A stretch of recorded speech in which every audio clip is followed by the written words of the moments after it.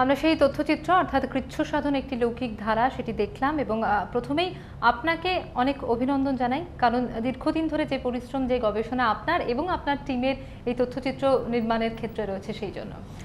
এক্ষেত্রে আমি বলবো যে যেটা আপনি বললেন, আমাদের ধন্যবাদ জানাচ্ছেন বা করছেন, তার সাথে আমি বলবো অবশ্যই সেই গ্রামীণ মানুষগুলোকে যাদের সহায়তা না পেলে আমি কাজটা করতে পারতাম না, তারা সবচেয়ে বেশি তাদের ধন্যবাদ জ্ঞাপন করা উচিত, কারণ তাদের অনুষ্ঠান এবং তারা আমাদের সুযোগ দিয়েছেন কাজটা করার, এটাই বলবো।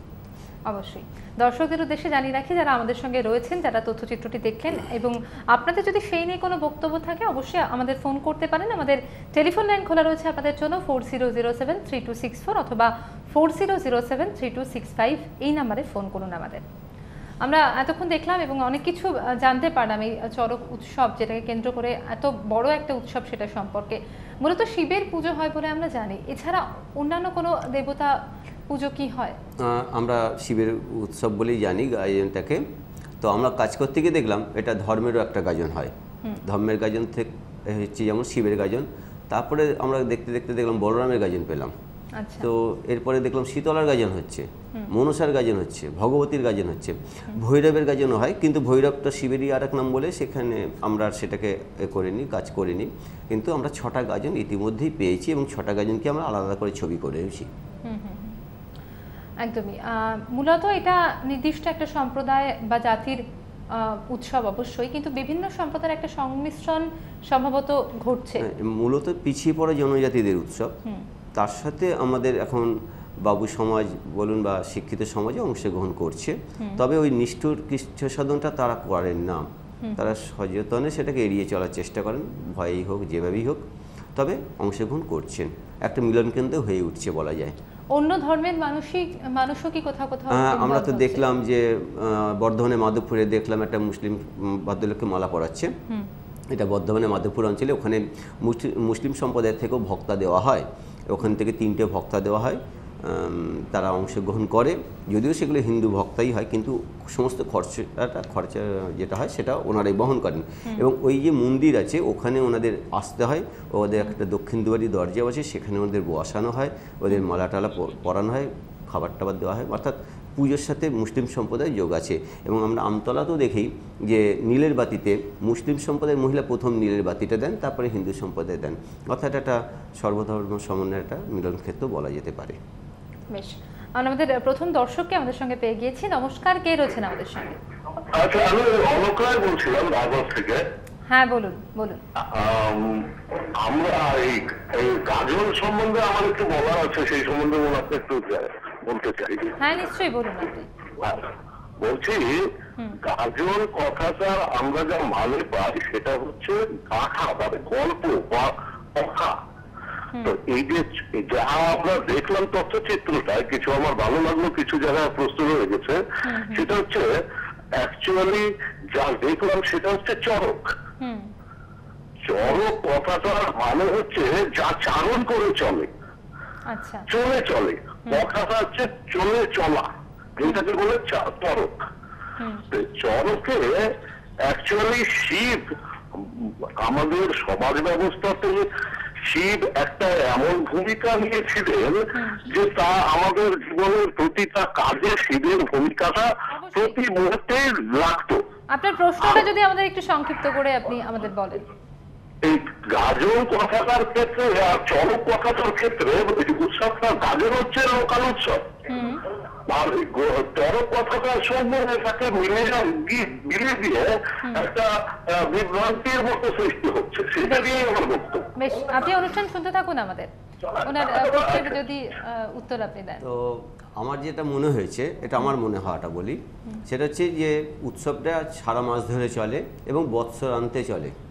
তো সেই ক্ষেত্রে শিবের গাজনই হোক, ধর্মের গাজন হোক, যারই গাজন হোক, একটা মাস ধরে চলে, বিশেষত এটা তাদের বৎসরান্তে চলছে। আমরা দেখতে পাচ্ছি চৈত্র মাসে শুরু হচ্ছে, এবং এই যে উনি যে চরকটা বলছেন, যে আমরা কিন্তু যদ্দূর জানি একটা বর্ষ ঘূর্ণন, একটা বর্ষ সমাপ্তি করে নতুন বর্ষে পদার্পণ, তারই ইন্ডিকেট করে চরকটা। তো সেই হিসাবে যারা যেহেতু গাজনের সাথে এটা রয়েছে, 1 মাস ধরে চলছে এবং 31শে চৈত্রই চরকটা হয়, বর্ষটা শেষ হলো এবং তার একটা ইন্ডিকেশন আমরা এইভাবে পাই, একটা বছর শেষ হলো, আগামী বছর আসছে।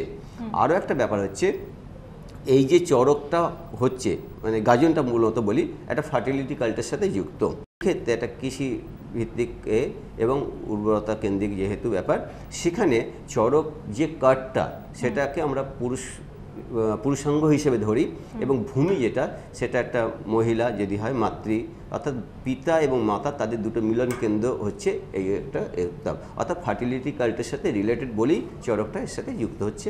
এটা একটা দিক। আর বর্ষক ঘূর্ণন সমাপ্ত একটা নতুন বর্ষের পদার্পণ, এটা আবার একটা দিক।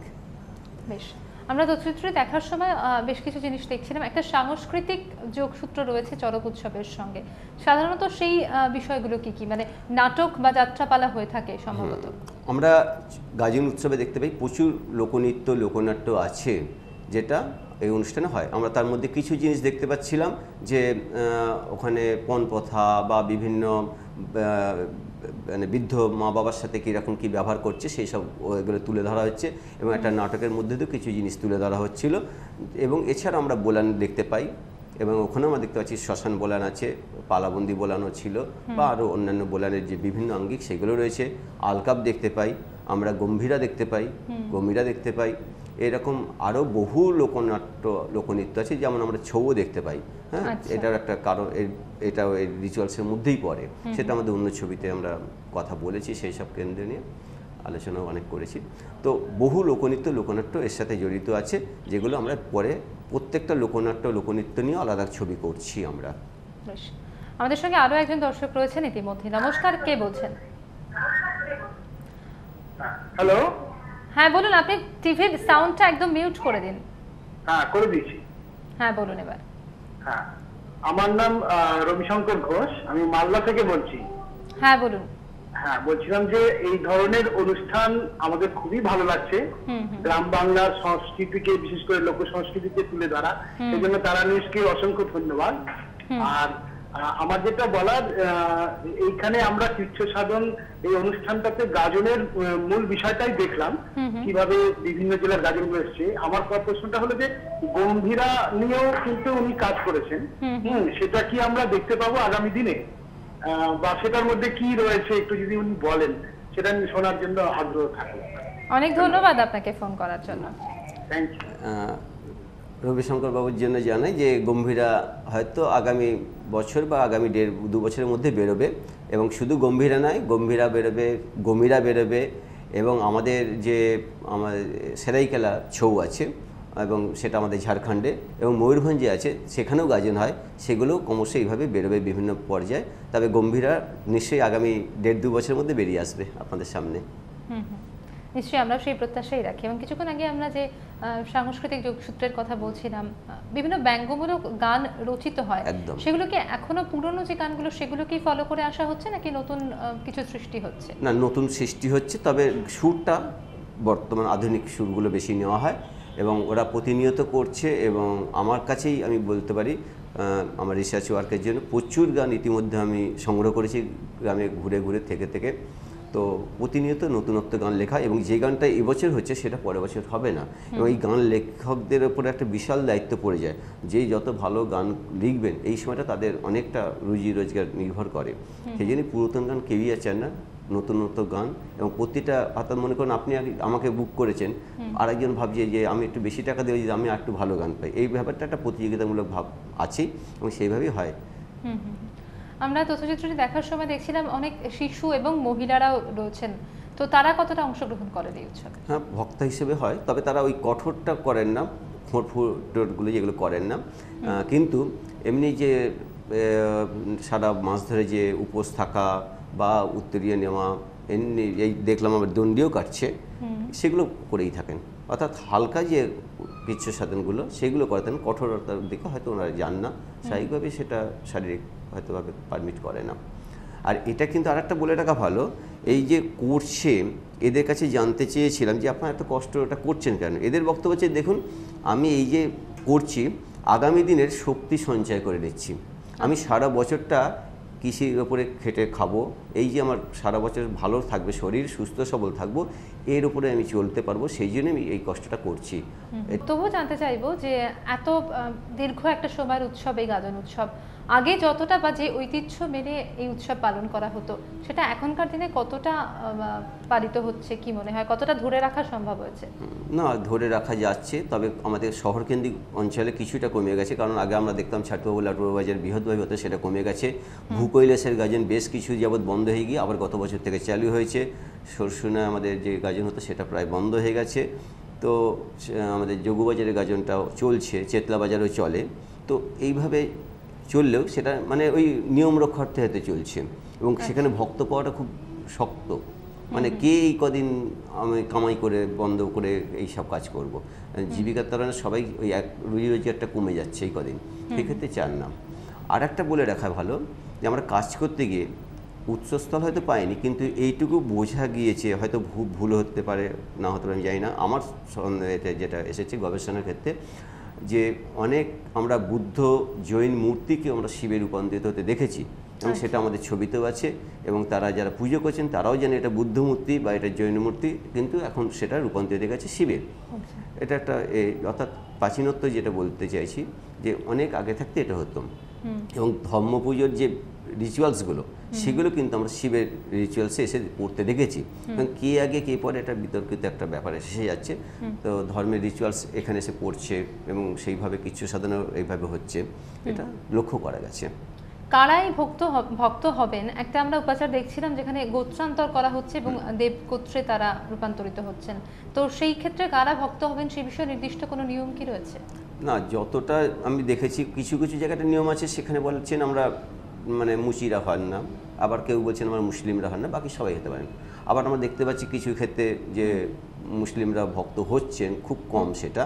আর ডোমেদের পূজা তো আছেই ধর্মের, সুতরাং তারা তো ভক্ত হচ্ছেই, সুতরাং এক একটা পুজোর সময় এক একটা ওরা মেনটেন করে, সেটাই। কিন্তু ভক্ত হবার কোনো নেই, বাধা নেই সেই অর্থে বলা যায়। কারণ আমি মানসিক করেছি, আমি শিব পূজার সময় গিয়ে বা আমি কোনো একটা মানসিক করেছিলাম, সেটা ফল হয়েছে, আমি গিয়ে পুজোটা দেবো, সেটা নিয়ে কোনো বাধা নেই। সেই যদি মুসলিম সম্প্রদায়ে সে পুজো দেন তাতে কোনো বাধা নেই। আমি আগেই বলেছি আমতলায় কিন্তু এখনও মুসলিম সম্প্রদায়ের মহিলাই প্রথম নীলের বাতিটা দেন, অর্থাৎ বাধাটা কিন্তু নেই যে এলে দেওয়া হবে না, সেরকম কোনো ব্যাপার নেই।